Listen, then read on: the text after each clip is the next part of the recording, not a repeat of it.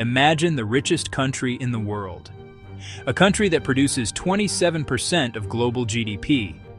A country with the finest textiles, the largest diamond mines, the most advanced agricultural systems, and centuries of accumulated gold and treasure. Now imagine that everything, every last piece of it, is systematically taken away over 200 years. Not through trade, not through war, through a calculated, deliberate system of economic destruction so complete, so total, that the country never fully recovered. This is not a story about colonization. This is a story about the greatest robbery in the history of human civilization. This is what Britain did to India. Chapter 1. The $45 trillion theft. In 2018, economist Utsa Patnaik published a research paper that shocked the academic world. After analyzing nearly 2 centuries of tax and trade data from British colonial records, she calculated that between 1765 and 1938, Britain extracted the equivalent of $45 trillion from India. Not millions, not billions, $45 trillion. To understand the scale of this number, the current GDP of the United Kingdom is approximately $3 trillion per year. Britain took from India the equivalent of 17 years of its entire modern economy. But how was this possible? How do you steal $45 trillion from an entire country? The mechanism was elegant in its cruelty. Britain forced India to export goods, cotton, spices, textiles, opium. But instead of paying India in money, they paid in something called council bills. Paper certificates that could only be redeemed in British pounds back in London. India was essentially exporting its wealth and receiving worthless paper in return. For 173 years. When India gained independence in 1947, it was one of the poorest countries in the world. In 1700, before British colonization, India produced 27% of global GDP. By 1947, that number had collapsed to just 3%. Britain didn't just take India's money, they took India's future. Chapter 2. The Kohinoor Diamond. In 1849, a 10-year-old boy sat on the throne of the Sikh Empire in Punjab. His name was Duleep Singh. He had just lost a war against the British East India Company. As part of the peace treaty, a treaty signed on behalf of a child who had no real choice, he was forced to surrender the Kohinoor diamond. The Kohinoor. At the time, believed to be the largest diamond in the world. It had been mined in India centuries earlier and had passed through the hands of Mughal emperors, Persian kings, and Afghan rulers before coming to rest with the Sikhs. It now sits in the Tower of London, embedded in the crown worn by the Queen of Britain at coronations. India has formally requested the return of the Kohinoor multiple times. In 1947, in 1953, in 1976, in 2016, Britain has refused every single time. In 2010, British Prime Minister David Cameron was asked directly about returning the Kohinoor during a visit to India. He said if they said yes to India, they would have to say yes to everyone. There are currently over 66,000 artifacts from India held in British museums and institutions. 66,000 pieces of Indian history, culture, and heritage sitting in Britain behind glass, labeled as British collection.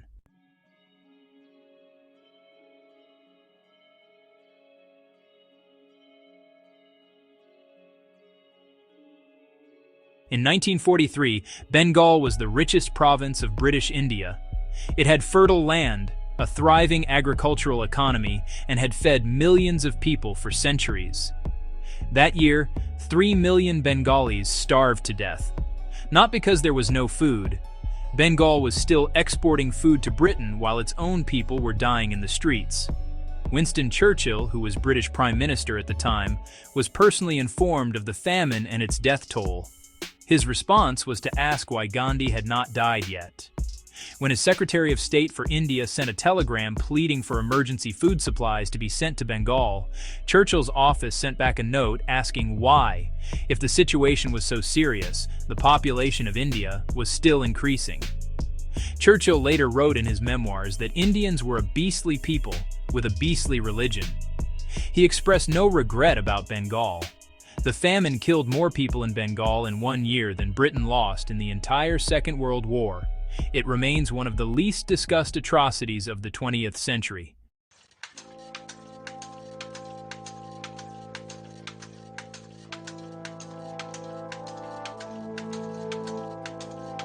Before the British arrived, India was the textile capital of the world.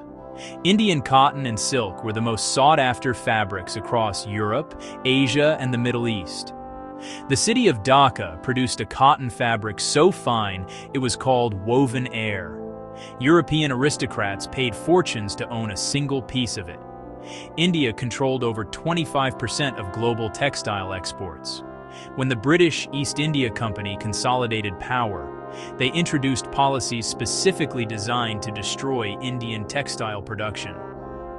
They taxed Indian fabrics exported to Britain at rates as high as 70 to 80%, making them too expensive to compete.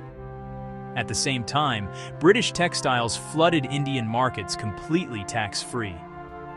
Indian weavers who had fed their families for generations suddenly had no income. The industry that had made India the world's greatest textile exporter collapsed within decades. The cities of Manchester and Birmingham were built on the ruins of Indian industry. Britain's Industrial Revolution was not just fueled by coal and steam, it was fueled by the deliberate destruction of Indian competition.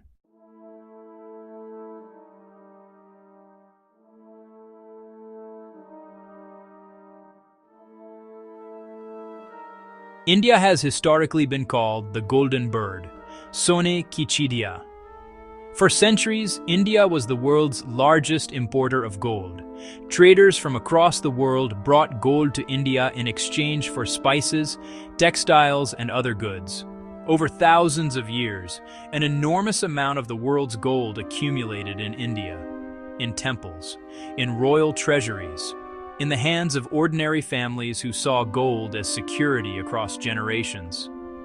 When the British systematically looted Indian royal treasuries, when they melted down temple ornaments, when they taxed and extracted wealth from every corner of the subcontinent, much of that gold left India forever. The Nizam of Hyderabad alone had a treasury that included over 50 million pounds of gold and jewels when the British arrived. Much of it was absorbed into British coffers through forced treaties, taxation, and direct seizure. India today holds approximately 800 tons of gold in its official reserves. Historians estimate that the amount extracted during the colonial period was many times larger. It was not taken in a single dramatic heist.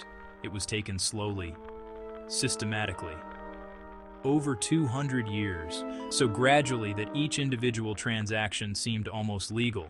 In 2015, Indian politician Shashi Tharoor gave a speech at the Oxford Union that was watched over 7 million times.